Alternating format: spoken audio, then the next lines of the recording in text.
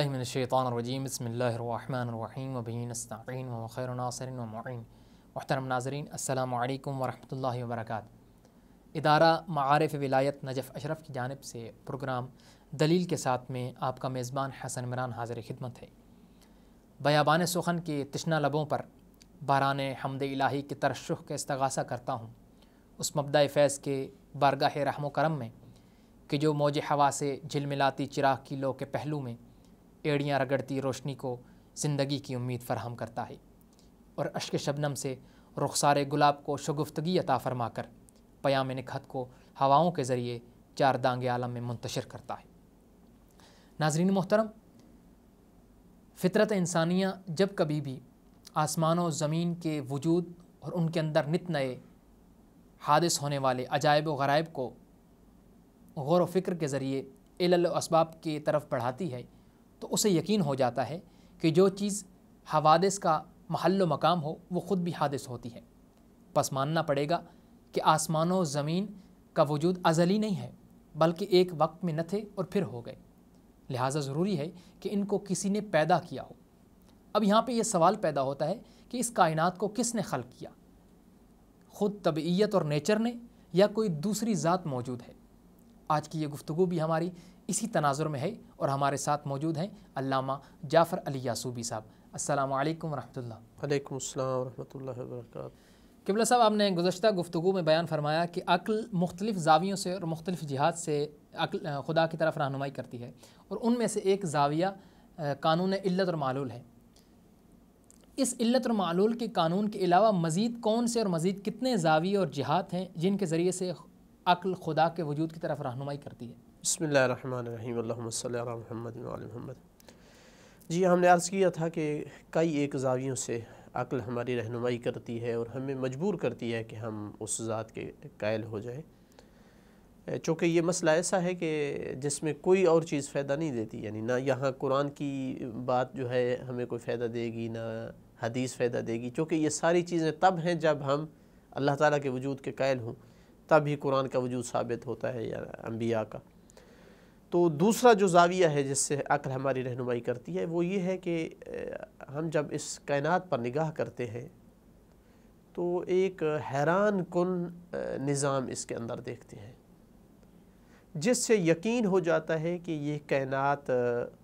اپنے آپ وجود میں آنے والی نہیں ہے۔ اس نظام کو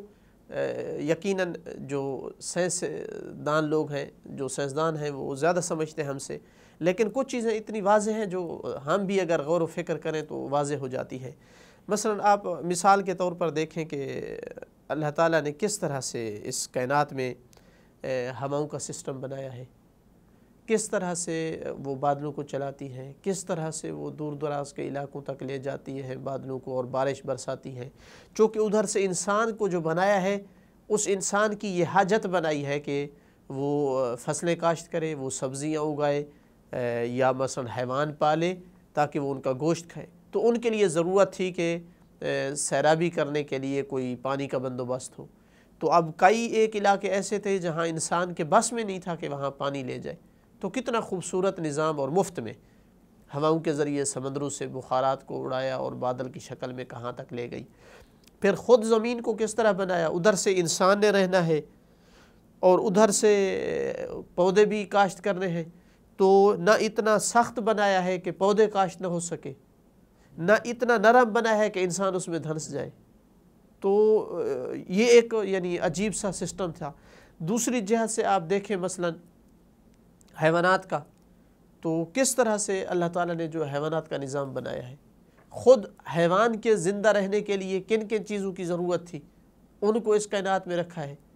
پھر انسان کس طرح سے استفادہ کر سکتا ہے، انسان کے اندر کس چیز کی حاجت ہے وہ حیوان میں رکھ دی ہے، جس سے وہ حاجت پوری ہوتی ہے۔ اس کی حاجت دودھ سے پوری ہوتی تھی وہ رکھ دیا ہے، گوشت سے پوری ہوتی تھی وہ رکھ دیا ہے۔ اس کی حاجت تھی پہننے کے لیے کوئی اچھا سا لباس، تو وہ ان کے بال میں، اون میں، یا ان کی جلد اور چمڑے میں رکھ دیا ہے۔ تو اگر خلاصہ کلام اس پوری کائنات کو آپ دیکھیں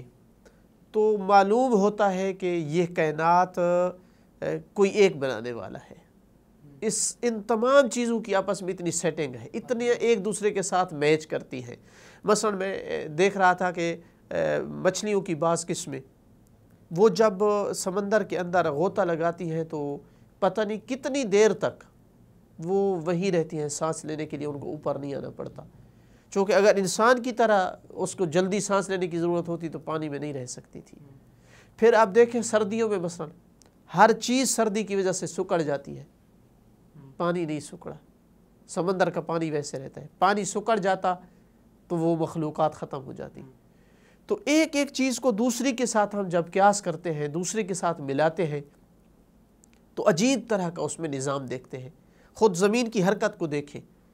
کس طرح سے انسان کی زندگی کی ضرورت کو پورا کرنے کے لیے اس میں وہ حرکت رکھی گئی ہے۔ موسم بنائے گئے ہیں، گرمی بنائی گئی ہے، سردی بنائی گئی ہے، پھر دن رات کی چینجنگ کا نظام بنایا گیا، صرف ایک دو حرکت کے ذریعے سے، ایک زمین کے اپنی ارد گرد حرکت اور ایک سورج کے ارد گرد حرکت کے ذریعے سے۔ تو کسی نے کیا خوب کہا کہ جب ہم اس بھری کائنات میں نگاہ کرتے ہیں ایک ایک چیز کی طرف تو ایسے لگتا ہے کہ جس طرح کسی کے آنے کے لیے اس کو سجایا گیا ہو۔ تو حقیقت یہ ہے کہ یہ کائنات کا اتنا خوبصورت نظام اور ایک دوسرے کے ساتھ اس کی جو ہر چیز کی دوسری کے ساتھ جو میچنگ ہے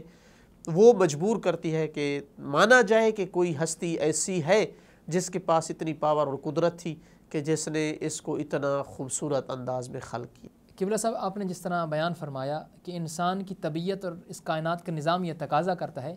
کہ موسمی حالات کا بدلاؤ ہونا چاہیے اور دن اور رات میں باہمی گردش کا نظام ہونا چاہیے، تو آغا صاحب جن علاقوں میں 6 ماہ کے دن اور 6 ماہ کی راتیں ہوتی ہیں تو وہ کیا اس نظام میں خلل کا باعث نہیں بنتی؟ ہاں، یہ یعنی سوال کا جواب اس انداز میں ہم دیں گے کہ یہ کہا جا سکتا ہے کہ اللہ تعالیٰ نے پوری کی پوری یہ زمین جو ہے وہ انسان کے رہنے کے لیے نہیں بنائی ہے۔ ایک حصہ ہے اس زمین کا جو انسان کے رہنے کے لیے بنایا ہے، اور اس سے کئی گنا زیادہ حصے زمین کے ایسے ہیں جو رہنے کے لیے نہیں ہیں لیکن وہ انسان کی دوسری ضروریات کو پورا کرتے ہیں۔ مثلا 3 حصے زمین کے پانی ہے، اس پہ انسان نہیں رہ سکتا۔ تو اسی طرح سے لے لیں جہاں 6 ماہ یعنی سردی ہے اور 6 ماہ، اسی طرح لے لیں جہاں 6 ماہ دن ہے یا 6 ماہ مثلا رات ہے، تو آپ کہہ سکتے ہیں کہ وہ علاقے انسان کے رہنے کے لیے اللہ تعالیٰ نے نہیں بنائے ہیں۔ اور اسی طرح اسی لیے یعنی کہا جاتا ہے کہ کوئی خاص وہاں ابھی تک رہائش نہیں ہے انسان کی۔ تو کیوں بنائے ہیں؟ ان کے یقیناً اپنے فوائد ہیں، جس طرح کے سمندر کے اپنے فوائد ہیں وہ فوائد انسان کی طرف ہی لوٹتے ہیں بہت سارے، تو اسی طرح وہ علاقے جو بنائے گئے ہیں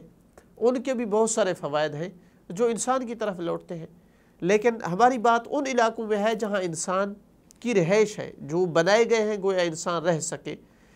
اور اللہ تعالیٰ نے جو قرآن میں ذکر کیا ہے کہ میں نے زمین خلق کی ہے تمہارے رہنے کے لیے، اس میں صرف یہ مقصود نہیں تھا کہ بس انسان جہاں گھر بنا سکے، نہیں، جہاں تم گھر بنا کر رہ سکو،